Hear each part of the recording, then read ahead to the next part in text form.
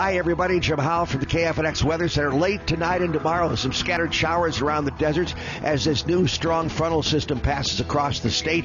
Saturday's high only 65. We're up to 70 on Sunday. And by the middle of next week, we're close to 90 once again. Jim Howell, Independent Talk 1100 KFNX. Currently, in downtown Phoenix, it's 74 degrees. Independent Talk 1100 KFNX.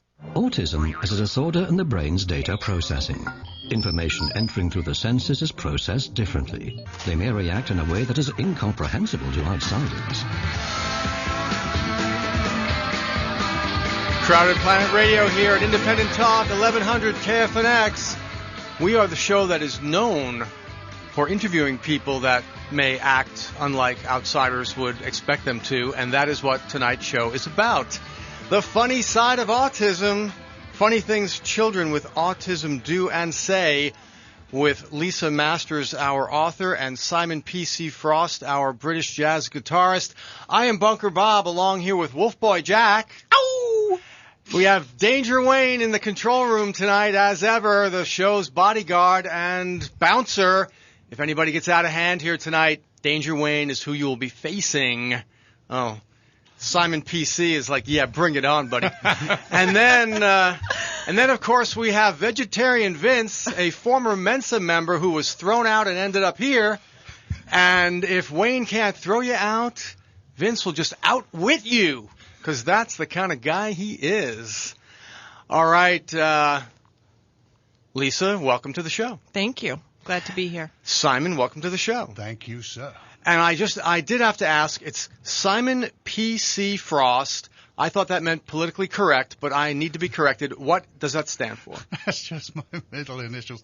You won't find I'm very correct about anything. So, like, is P.C. like your middle name? Yeah, Simon Paul Charles Frost. Oh, okay. But okay. I don't tend to give it out very often because they've not caught up with me yet. All right, well, at Crowded Planet here, we're investigative journalists here. For those of you first-time listeners, you may not know, Bunker Bob, I am a unlicensed, self-taught psychotherapist and also a self-taught anthropologist, both topics that are very close to my heart. I like to know about behavior. To my left is Wolf Boy Jack. He is the show's legal counsel, as well as our international correspondent. We sometimes have him on a telephone in another room, sounding like we're talking to him from a foreign country. We had a green screen, we'd use it, but we don't. The show's budget does not allow international travel. Frankly, the show's budget is amazing we're still here tonight. If we go in and out and the lights flicker, it's just because of the electric bill. Anyway, moving along, the funny side of autism. My question in initially, getting ready to do this interview, the big question in my mind was the funny side of autism. When I was in school, there were some special ed kids, and they were always like, you're bratty when you're in school, and the teachers are always telling you, now be respectful of the special ed kids and all that. And I was just wondering if the funny side of autism means that now it's become okay to make fun of autistic people. Lisa? No. Okay. It is not okay. All right. It's not okay. Not okay. So tell us then about the funny side of autism. How did you get there? How did, thoughts are things, and the thing I'm holding in my hand is your book. What were the thoughts and the actions that led to this book? Well, first of all, I like to say there is nothing funny about autism. What can be funny are the things the kids do and say. Basically, we have gray minds trying to teach black and white minds, and it leads to some very funny interpretations. So wait, we as in the people without autism have gray minds? Yes. And the people with autism have the whole black and white thing? Yes, they're black and white thinkers. Okay, it is what it is. It is what it is. Well, it came to be, I have 2 boys with autism, and it was a rough road, when everything got started. They first got diagnosed, and ultimately I lost my marriage, my home, my career. It was a major struggle. And at the end of the day, I would look at my kids, and they were smiling. And it just kind of hit me. This is my problem. So I just, as a therapeutic means, I just would go on and blog and write funny stories about the things they did and said. And I just got this overwhelming response from other parents that wanted this side of autism out there because they were living it too. And they were having funny moments and they wanted to share that. So once I started getting responses, I decided to put it into book form and spread the word that way.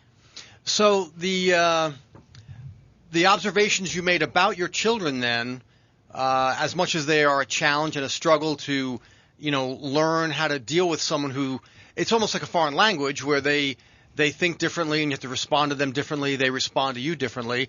But you found a way to look at, their actions and the things they say in a positive way, yes, essentially. Definitely. Okay. You're trying to teach them the world around us. And here's an example. I was teaching my older son. He's 14 now, but when he was about 12 or so, I was trying to teach him about stranger danger. Very tough concept because people are people and, trust is tough. So he asked me, can I talk to workers in a store? I said, oh, that's great. That's a great idea. If you need something, ask a worker in the store. He goes, oh, I can talk to strangers if they're getting paid. And I was like, oh, that interpretation. Yes. Yeah. Yeah, he's trying to organize it somewhere. Yeah. And, everything has a file in his mind. And, Well, that's not completely unlike any child because their interpretation of things can be different. I mean, I don't want to compare an autistic child to a kid without autism, but I mean, I have a friend whose daughter, when she was about 4 or 5, they were in the grocery store in their very white neighborhood, and there was an African-American person in line behind them, and this, as it turned out, was the first African-American person his child had ever seen. And as the kid was standing there with my friend, he said, oh, Daddy, look, Cosby. Oh. It's a true story, I believe it. I mean, so I'm going to guess that maybe you found yourself in a couple of awkward situations, too, where maybe in a public setting that you would have to explain to people, yes, what. But before you answer that question, though, the gentleman to your left, Simon P.C. Paul Charles Frost, that's a rather proper name, Simon. What's your excuse for being here tonight, then? Well, on the 20th of this month... Yes, please, tell us. There is going to be a fabulous evening of entertainment as a fundraiser. There's going to be all sorts of cool events going on, music, comedy, and a certain amount of enlightenment and awareness about the condition of autism and how people can get involved to help. We're supporting the Phoenix chapter of the Autism Society. All right, so that's the event, the Tie One On for Autism, Friday, April 20th from 5 to 9 p.m., taking place where? The Compound Grill. All together now. The Compound Grill. It's a hell of a place. All right. Now, did you just get connected to this because of your musical talents, or is there some autism in your background, or nothing I've seen so far? But not so much autism, but it came out in conversation. We were around at Victoria's house, our famous publicist. Okay. And we were talking about the book and the various conditions. I have a nephew who's Downs.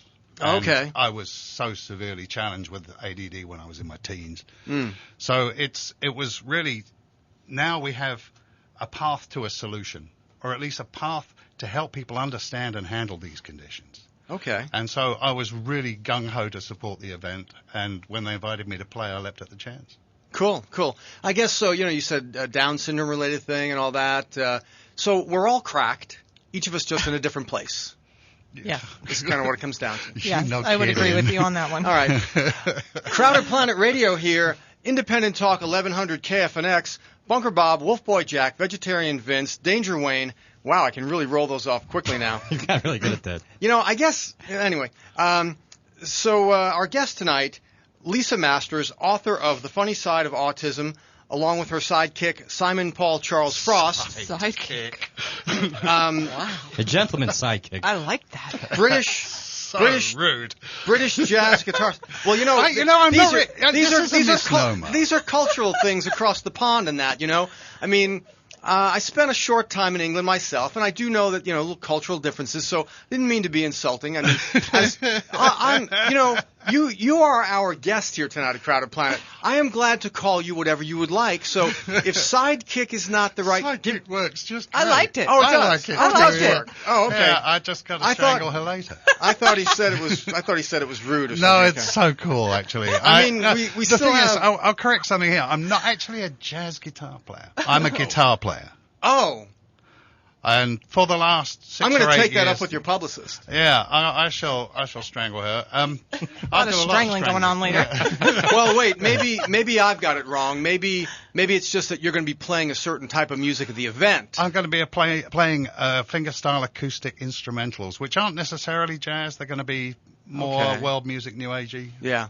Well, for purposes of tonight's show, you are a famous jazz guitarist Yeah. And sidekick.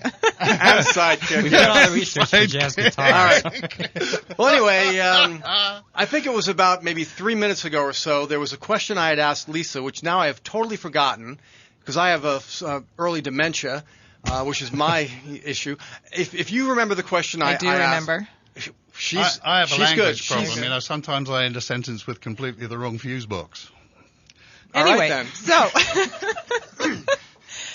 like you were asking, going into public and Oh, almost absolutely, about yeah. Cosby and all that stuff. And almost having to apologize. Where have you had to, like, excuse yourself or keep your child from being arrested for doing something that people didn't understand? Where haven't I been? Oh. It's more like the question. Remember, I got Oh. 2. Well, it's early in the show, so we're going to hear about all of those, I'm sure. Took my kids out. It was Christmas a few years ago. They had this toy drive. Bring a toy, you get a ride on a fire truck. Oh, this is great. Kids are going to love it.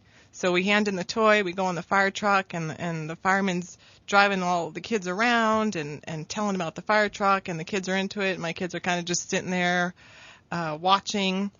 We get out, ride's over. Fireman's standing there with a circle of kids. He goes, looks at my son, kind of can tell he was quiet, not really knowing, but he said, "And do you have any questions?" And my son looked at him and he said, "Yeah, why do you have bad breath?" And I was like, Oh, yeah. That real blunt thing about, Yeah. very, very Well, that's, honest. I'm trying to think. There was the television show in the 60s. Was it Art Linkletter, or he would interview kids and we just like... Oh, the funniest things kids, or the darndest things kids yeah, say. Yeah. That So, one. so what you're saying with those kids, that was an occasional thing. But with autistic kids, this is just their day-to-day language. This is, it's almost, you could just say they really don't have a filter. Yeah. If they think it and they can speak, they will say it. I took my son out. We were at the store and checking out at the register, and I can see in my son's eyes he's getting ready, and I try to get to him, and he sees this heavy-set man on the bench, and he goes running over to him, and he grabs his belly and shakes it, and he goes, "Excuse me, sir, you got a baby in there?" And I'm like, oh my God, I ran over. I'm sorry. He doesn't understand. Well, you saw him running to this weight challenged man, and did you anticipate that's what he was going to do? He had done that before, or I knew something. You knew something. Oh, those wheels were turning, and nothing was going to stop him. Okay, so it was just the sincerity of his charge. You knew he's going somewhere with this. He hadn't done that to a Santa Claus guy in a department store. No, or we were anything probably prior just to that. talking about Oh, pregnant women, and he was fascinated with pregnant women. So And everything can I forgot to say it's only women that get pregnant. Yeah. So he Okay. just saw a big belly and thought there was a baby in there. So very, very literal, these Very autistic folks. The funny side of autism is the topic here tonight at Crowded Planet Radio, Independent Talk, 1100 KFNX. We are here with author and autistic mother of 2, Lisa Masters, and we're here with famous British jazz guitarist Simon Paul Charles Frost, and we will not be ignoring him as well.